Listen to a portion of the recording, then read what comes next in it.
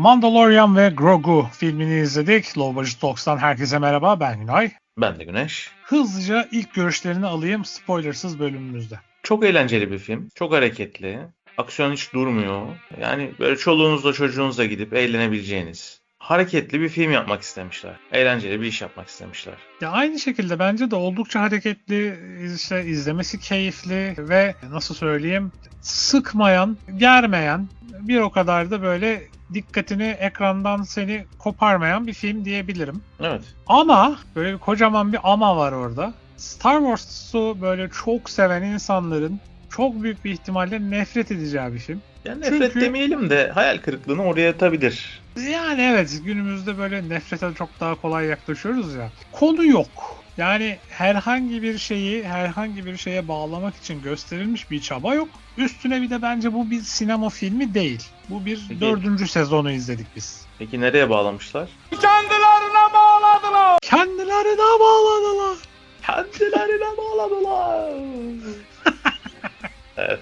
Bunu da yapmadan olmazdı. Yani dediğim gibi hani bu bence sinema filmi değildi. Bu bir 4. sezondu. Abi ne yapalım, bunu sinema filmi yapalım demişler. Ya şey bile olabilir, hani sezon için yazılmış bir bölüm hani elde Hı hı. kalmış ama 3-4 bölümlük bir hikaye olarak kullanırız diye düşündükleri bir elde kalan bir konuyu, yapmadıkları bir konuyu ortaya atıp hani ilerletmişler. Ya ben o konuda daha geniş yorumlar yapacağım. Onu spoilerlı kısma saklıyorum. Bir de izleyicilere şunu tavsiye edeceğim. Bence bu filmi, yani en azından Türkiye sınırlarında yaşayan izleyicilerimiz için söyleyeyim, bizi yurt dışından da izleyen arkadaşlar oluyor. Onlar altyazıda bizi çok şey yapmasınlar bu noktada. Abi 3D izlemeyin bu filmi. Çünkü kendi durumundan mı, stop Yok, motion Türkiye'den dolayı. durumlardan dolayı mı bilmiyorum ama çok kötü görünüyor 3D bence. Yani şimdi o stop motion'dan sonra geliriz tekrar. O bence özellikle yapılmış bir şey. Hı hı. Ama 3D'nin görüntü kalitesi zayıf Türkiye'de. Türkiye'ye gelen filmler 3D olsun olmasın Hı hı. düşük görüntü kalitesiyle geliyor. Yani büyük Evet. ihtimalle öyle. Evet, ekranların kalitesi iyi değil. Yani yurt dışında yaşadığın deneyimi Türkiye'de yaşayamıyorsun izlerken. Ben gözlük takıyorum, gözlüğün üzerine takıyorum şeyi. Aynen. Yine de sanki gözüm bozukmuş gibi hani birbirine Evet. giriyor görüntüler. Yani öyle olmamalı, hani daha iyi görmem Hatta bir ara ben gerekiyor. şey yaptım ya, gözlüğü çıkardım, acaba 3D diye girdik de 3D çalışmıyor mu acaba falan diye bir gözlüğü çıkardım, yok çalışıyormuş. Yani bu Türkiye'nin sıkıntısı. Ama neden yani? Sinemada kaç kişiydik salonda? 6 kişiydik galiba salonda. 6 kişi miydik? 7, aynen o kadardık yani. Evet. O da, Biz onlar da 3 sonradan kişi, diğer 3 kişi, onlar da yabancıydı bu arada, Türk değildi. yani onlar da sonradan almışlar biletlerini. Hani abi Evet. filme girelim deyip almışlar büyük ihtimalle. Aynen. Yani bu arada şu görüntüyle ilgili ekleyeceğim bir şey daha var. Hı hı. Yani bence o stop motion'lar kasten yapılmıştı. Yani o bizim kalite bozukluğundan değildi diye düşünüyorum. Mesela orada karşı çıkacağım, ben görüntü kalitesiyle alakalı olduğunu da düşünmüyorum. Bence ben kötü bir animasyon olduğunu düşünüyorum. Yani özellikle bu, spoiler vermeden söyleyeyim, Star Wars'un alienlarının, yaratıklarının olduğu kısımlar var. Orada mesela bence göze güzel gözükmüyor. Ben de şöyle bir şey düşünüyorum. Hiç de bir şey okumadım, bakmadım da. Hı hı. Ama sanki klasik üçlemedeki hatırlatsın diye bazı yerlerde böyle yapmışlar. Zaten bayağı bir member berries var, oraya gireriz. Hani karşıma IMDb'de cast'i de açtım. Hani cast'te dikkat çeken isimler kim dersen zaten Pedro Pascal var, Sigourney Weaver var. Sen dedin Jeremy Allen White. Nerede oynuyordu bu arkadaş? Yani The Beard'da oynuyor. İzlemediğim için bilemiyorum, çok meşhur bir diziymiş galiba. Bir de Martin Scorsese. Martin Scorsese'nin de bir ufak bir rolü var. Evet. Yani gözüme çarpan isimler bunlar. Ya Pedro Pascal'la ilgili de böyle ilginç bir şey var. 2 tane stunt double'ı var bu filmde, biliyorsunuz. Normalde- Çok da eleştirildi. Kendi oynamıyor falan zart zurt diye. Normalde hiç bunların ismi geçmez ama burada Aynen. bayağı bir kredi vermişler adamlara. Yani normalde aşağılara bir yerlere yazarlar. Yani cast'ın devamını. Hı hı. Burada Pedro Pascal'dan sonra Brandon Wayne ve Lateef Crowder var. Bildiğim kadarıyla Lateef Crowder dövüş sahnelerinde kostümün içindeki kişi. Brandon Wayne de yürüyüş konusunda, hani zaten Wayne soyadından belki şey yapmışsınızdır. John Wayne'in torunu. Vay. Aynen, tam o cowboy havasını vermek için. Pedro Pascal bir sahne dışında tamamen voice acting yapıyor. Yani seslendirme sanatçılığı yapıyor bütün film boyunca. O da biraz eleştirildi, yani Pedro Pascal seslendirme sanatçısı mı diye. Yani şöyle, zaten filmde herkes aşağı yukarı seslendirme sanatçılığı yapıyor. İşte Evet. Sigourney Weaver falan dışında. Onun da sahneleri çok kısıtlı. Hani Hı hı. olay bitiyor, dönüyor. Sigourney Weaver'ı görüyoruz. Olay bitiyor, dönüyor gibi bir sahnesi var. O yüzden yani ben çok böyle milletin lan niye Pedro Pascal zırhın içinde değil, niye o oynamadığı şeyinde değilim. Ya, filmde son olarak da şunu ekleyeyim. Spoilersız kısma. Favreau ve Filoni'nin de küçük bir cameo'ları var filmin içerisinde. Zaten dikkatli izleyenler yakalar oraları. Yani yönetmen Öyle. Favreau, Filoni ile birlikte yazmışlar. Birlikte prodüktör etmişler. Zaten yani onların çocuğu Mandalorian işi. Ya evet, zaten gemiyi de devraldı.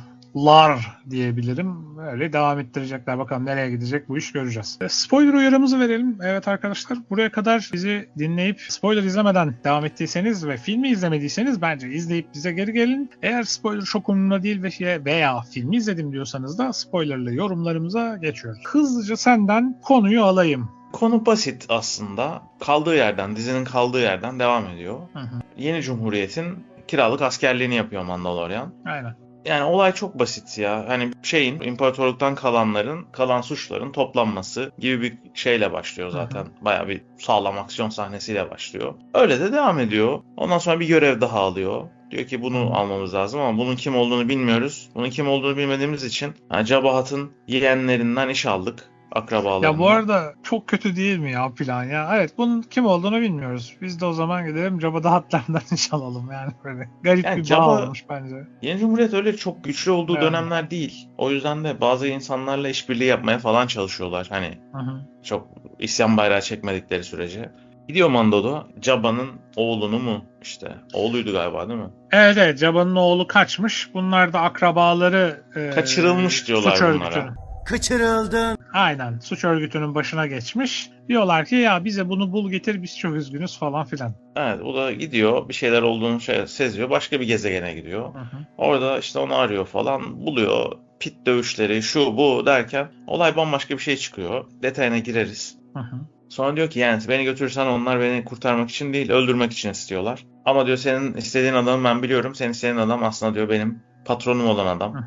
Onu bul. Onun olduğu yerde söylüyor bunlara. Mando da bir karar veriyor. Onu teslim etmek yerine amcalarına, halalarına gidiyorlar, adamı alıyorlar, geliyorlar. Rota Hutt karakteri bence filmin en böyle derinliği olan karakter. Evet, tek derinliği olan karakter. Bir farklı bir şey denemişler. Bir Hutt böyle ilginç bir yaklaşım sergiliyor. Normal diğer dış insanlara diyeyim ya da dış dünyaya. Çünkü çok böyle işlerine kapanık bir suç örgütü, daha insancıl bir arkadaş ve yaklaşımı da hoşuma gitti açıkçası. Yani Hutt'ların hepsinin kötü olma ihtimalinin olmadığını gösteren bir şey oldu bize. Aynen.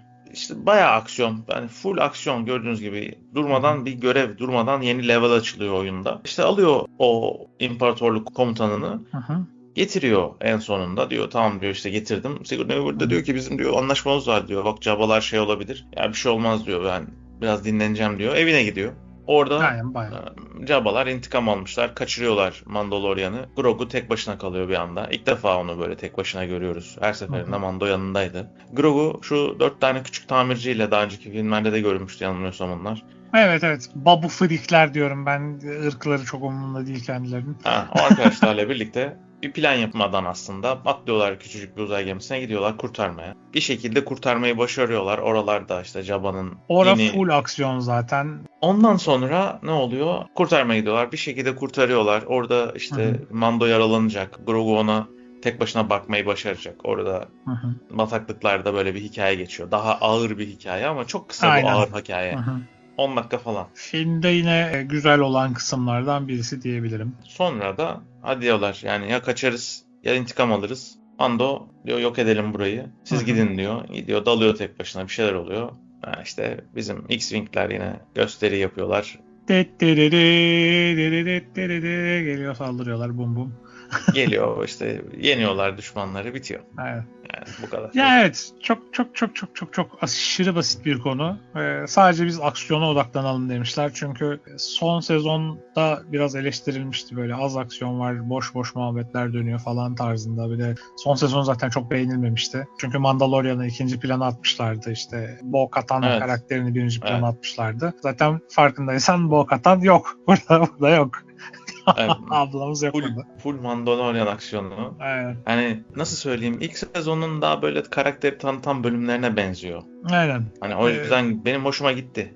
Onu söyleyeyim. Yani Şeyler güzeldi ya bu arada, hani şimdi işte görüntü kötü, işte animasyon kötü falan filan dedim ama hani çekim ve gösterim kısmı, işleyiş kısmı, görseli kaliteli, yani çok kaliteli bir şey denemişler. Böyle o eski tip çekimleri denemişler. Kokpit çekimleri falan güzeldi, işte ışık yansımalarıydı, bilmem neydi, o aksiyon kısmı fena değildi. Zırt pırt bir şey, kem yok bu arada. Çok şükür eli Parkinsonlu gibi titremeyen birilerini tutmuşlar. Allah razı olsun yani. Işıklar çok patlamıyordu. Aynen. Yani izlerken 3D izlemezsem bence çok daha keyif alabileceğim bir film diyebilirim o yüzden. Olabilir, olabilir. Yani bizim 3D Yani, izlediğimiz 3D bayağı kötüydü. aynen. Televizyon düşünce bir de bakarız nasıl görünüyormuş diye. Aynen.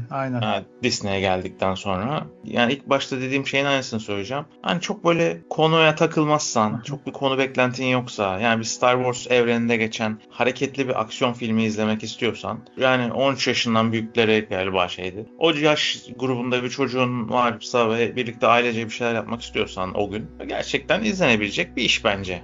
Kaç? 10 üzerinden şimdiden vereyim puanı. Hani nedir? 7-8'dir. Hani 9-10 böyle o sanat eseri falan değil. Ben de aynı şekilde düşünüyorum. Hani evet, bir sanat eseri değil ama ortalama 7 falan gayet okey yani bu film için. Zaten amaçları da o gibi, yani böyle sanat değil abi, biz aksiyon vermeye geldik. Zaten kafadan girişinden böyle aksiyon şeklinde girdiği için. Evet, aynen. Yani o yüzden amaç o olduğu için amacına uyuyor. Bence okey yani 7 puan falan gayet iyi yani bu film için, ki IMDb'de kontrol ediyorum. 38.000 oyda 7 abi, yani hakkında vermiş millet. Çok da şey yapmamışlar. Evet. Bu arada 7.1, 7.2 falan da herhalde biraz inmiş. İzledikçe iniyor gibi. Bence biraz daha inecek. 6.5'a kadar inecek. Ama yani bilemiyorum. Şöyle söyleyeyim, filmde bu arada çok fazla nostalji göze sokması vardı. Yani her tarafta, özellikle kafadan giriş mesela Hot gezegenini anlatıyor. Böyle ama böyle her gösterdiği nostalji kısmı farklı bir yerde ama Evet. nasıl diyeyim? Benzerini Oraya yapmışlar. benziyor. Çakmasını Aynen. yapmışlar. Klasik üçlemenin karlar içinde, buzlar içindeki gezegenine bir gönderme. Aynen. Çünkü aynı araçlar var. Kıyafetler aynı. AT-AT'ler falan var aynen. Stormtrooper'ların kıyafetleri öyle. Kışlık falan. Rota'yı, Jabba the Hutt'ın oğlunu kurtarırken, çünkü o böyle bir kafes dövüşçüsü gibi bir şey olmuş. Ama isteyerek yapıyor. Hani kontratımı satın alacağım, özgür olacağım zannediyor. Ama imparatorluk komutanının eline düşmüş aslında, farkında değil tam. Biz de işte onu zaten sonradan öğreniyoruz. O değişik bir aksiyon var orada. Aynen. O diyor ki ben son maçımı kazanacağım, çıkacağım. O da son maçında ölmesini sağlayacak her şeyi yapmış aslında. Mandalorian kurtarıyor orada onu. Pit dövüşü görüyoruz. Senin çok beğenmediğin sahne, işte yaratıklarla dövüşüyorlar. Evet ya, hoşuma gidiyor. Yani aksiyon evet okey, güzel ama yaratıkların görseli hoşuma gitmedi ya. Yani çok böyle mik stop motion yani Yani işte o sahnede bence Episode 2'ye gönderme. Clone Wars'da diyorsun. Evet, Clone Wars yani ikinci üçlemedeki ikinci filme gönderme. Şey de sen dediğin de doğru bu arada. İlk klasik üçlemedeki şu tahta oyunu. Evet, bu Episode 4'te yeni adıyla, eski Episode 1 yeni Episode 4. A New Hope'ta Luke'u işte Obi-Wan alıp gemisine, işte Chewbacca, Han Solo bilmem ne öyle giderlerken gemide bir oyun oynuyorlar Luke'la Chewbacca. Mesela board game oynuyorlar, Dejarik. Zaten burada da öyle Dejarik diyorlar. Bu bir Dejarik işte, ölümüne oyun, son ayakta kalan işte kazanacak. Evet, onlar board game'ini oynuyordu. Aynen. Burada canlısını izliyoruz işte. Aynısı. Senin dediğin gibi o gönderme o. Ama sahne Episode 2'deki arena sahnesi. Arena sahnesine de çok benziyor. Rota'yı kurtarmaya gittikleri gezegen böyle Hong Kong gibi ama böyle Coruscant'a benziyor bir bakıma da. Bana şeyi de andırdı. Cyberpunk 2077'nin geçtiği haritayı da andırdı biraz. Yani oyun oynayanlar bilir. Farklı yerler gördük ama hep gördüğümüz farklı yerler bir yerin böyle benzerleri gibi. Jabba'nın sahnesi, Jabbalar işte Rota'yı alıyor, Mandalorian'ın. Burası zaten Jabba sahnesi komple. O komple Jabba. Direkt tekrar çekelim demişler. Bataklıklarda geçen sahne. Aha. O da biraz böyle Yoda'nın Dagobah sahnesi. Aynen. Orası da böyle film bir anda hareketsizleşir. Aynen. İşte biraz felsefe, biraz konuşmalar falan geçer ya. Daha ağır muhabbet. Daha ağır muhabbetler. Aynen. Burada da aynısı oluyor. Aynı şeyler oluyor. Baby Yoda ilk kez hayatta kalıyor tek başına. Aynen. Tek uyum başına sağlıyor. hayatta kalıyor.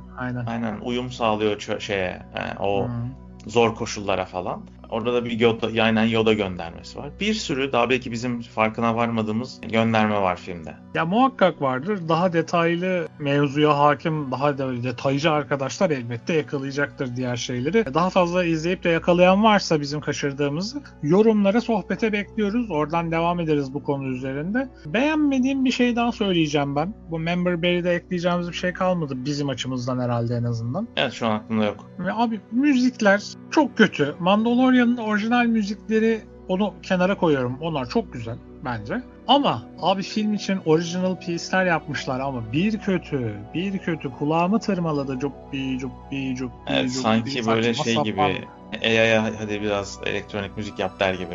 Aynen almışlar işte Sora mıydı? Sora'ya abi bize Star Wars temasında geçen Cyberpunk müzik yap, go, enter. Cuppi cuppi. Çok da bakmamışlar hani olmuş mu olmamış mı? Yok, koymuşlar. Evet. Gibi bizim YouTube'da teliften kaçmak için YouTube'a atılan müzikleri neyse bunu kullanalım deyip kullandığımız arka plan müzikleri gibi. Aynen. Yani mesela Mandalorian'ın kendi müziği giriyor. Arkasından bir sahnede diğer işte cuppik cuppik şarkı Aynen. giriyor. İki soundtrack birbirinden tamamen farklı. Bambaşka. Ya Bambaşka tınısı, yani. seviyesi ve kalitesi bile bambaşka yani. Çok alakasız her şey. Yani filmin iki soundtrack'i var. Öyle diyelim. Yani. Overall'da da zaten aslında puanımızı da verdik. Hani benim çok fazla detay olarak daha fazla ekleyebileceğim bir şey yok. Yani izleyiciye hitap edebilirim burada. Yani dediğim gibi bence Türkiye'de bunu 3D izlemeyin abi. Normal izleyin. Dolby Atmos olanlara gitmenizi öneririm. Çok güzel ses alırsınız. Böyle titretir yani. O özellikle çok aksiyon olduğu için izleyici tecrübesi açısından daha iyi olur. Bu bir reklam değildir tabii ki. Onu da ekleyeyim. Bunun yanında ortalama bir film abi. Çok fazla bir şey beklemeyin. Yani bir Star Wars da beklemeyin bundan. Yok, Star yani Wars konu aletleri ve anlatacak. yaratıkları göreceksiniz ama konumunu yok yani. Yani konu anlatacak. Bunu işte gidecek, yani mesela çok tartışması dönmüştü, işte bu gidecek episode 7, 8, 9 son üçlemeye bağlayacak. Yok şöyle olacak. Yok hayır bağlamayacak. İşte bütün 7, 8, 9'u çöpe atacaklar falan.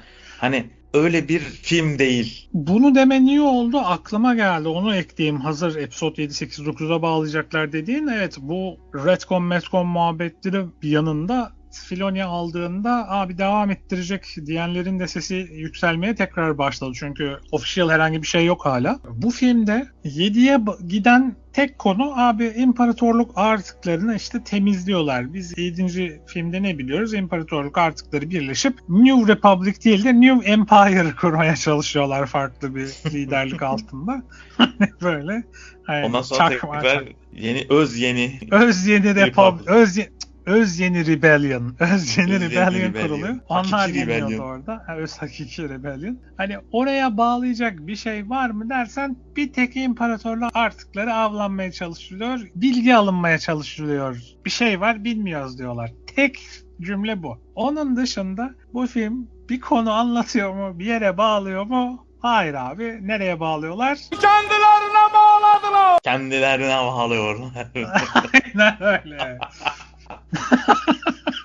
Ha, evet. Mandalorian'a bağlamışlar, bitirmişler gibi duruyor. Ha, bu Ya arada peki açık kapı. Bu arada devam eder yani. Onu da söyleyeyim. Evet. Yani çünkü bitmedi abi. Yani ne ana karakterimize bir şey oldu, ne Baby Yoda'ya bir şey oldu. Sanki böyle biz bu işi devam ettireceğiz ya. Böyle filmin gelirine göre devam edeceğiz gibi bırakmışlar. Bir de çünkü Bir 3-5 sene geçsin bakarız demişler. aynen. Bir de stunt double'ları ön sıraya yazmalarının sebebi bence abi biz bu işe Pedro Pascal'sız da devam ederiz demişler gibi sanki.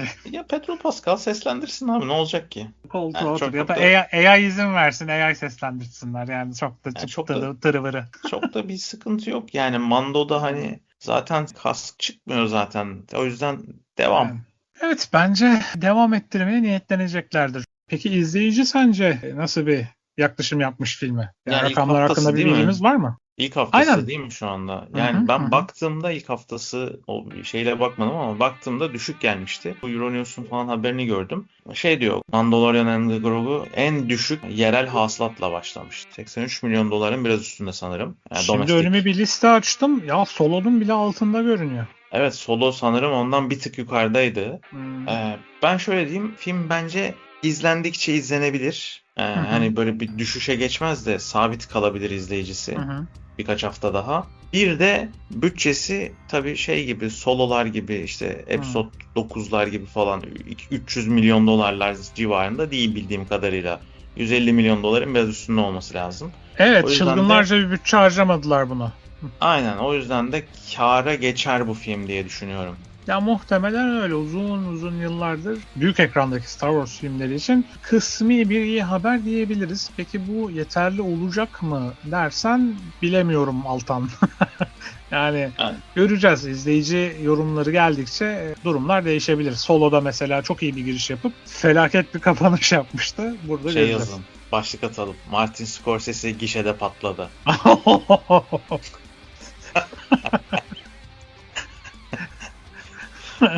Onu konuşmadık herhalde. Onun da bir oyunculuğu var ya içeride. Aynen, aynen. Onu da bilgi almak için Mando ve Grogu işte o Cyberpunk gezegeni demiştik, oraya geldi rotayı Hong almak Kong. için. Orada sokak yemeği dükkanı işleten bir adamdan bilgi almaya geliyorlar. O işte Martin Scorsese'nin seslendirdiği bir karakter. Evet, o da öyle bir koymuşlar onu da. Öyle. Token. Zaten çok fazla token var. Mesela işte Swamp'taki karakter de mesela ulan acaba biri miydi ben ama hatırlamıyorum falan dedim. Hayır abi, hiçbir bağlantısı yok. Original karakter böyle ama çok önemli bir karaktermiş gibi böyle davrandırttılar onu. Değilmiş yani. Değilmiş. Evet, benim aslında şu andan itibaren daha fazla ekleyeceğim bir şey kalmadı diyebilirim. Ben de tamam, her şeyi konuştuk bence. O halde arkadaşlar, biraz önce de söylediğimiz gibi hani bizim ıskaladığımız şeyler varsa veya sizin de görüşleriniz varsa yorumlarda sohbete bekliyoruz. Bu film hakkında ne düşünüyorsunuz? İzlemeye değer mi? Ve bizi eğer buraya kadar dinlediyseniz May the Force be with you yazarsanız alta çok seviniriz. Evet, bir şeyler ekleyin çünkü bir şeyler ekledikçe, bir şeyler yazdıkça bizim kanalın da görünürlüğü artıyor. Kendi kendimize bir grup sohbeti yapıyormuş gibi olsak da orada Evet. başka kişilere de bu videonun ulaşmasını sağlıyor aslında bunlar. Ya çünkü her yorumunuz bizi algoritmada bir tık öne atıyor. Ya biz aslında bunları çok böyle vır vır söylemeyi de sevmiyoruz. Hani yazı olarak işte görürseniz belki bize yardımcı olursunuz diye düşünüyoruz. Söyleyince çünkü böyle batıyormuş gibi gözü oluyor ama artık söylemek zorundayız çünkü YouTube algoritması çok saçma sapan bir yere geldi. Eğer Evet. yorum yaparsanız göz önüne atıyor bizi. Yapmazsanız kalıyoruz öyle. Evet, Durum kendi bu. halimizde kalıyoruz. O yüzden Evet. bize yardım ederseniz biraz seviniriz. O halde arkadaşlar bir sonraki incelemede görüşmek üzere diyoruz. Kendinize iyi bakın. Hoşça kalın. May the Hoşça kalın. force be with you.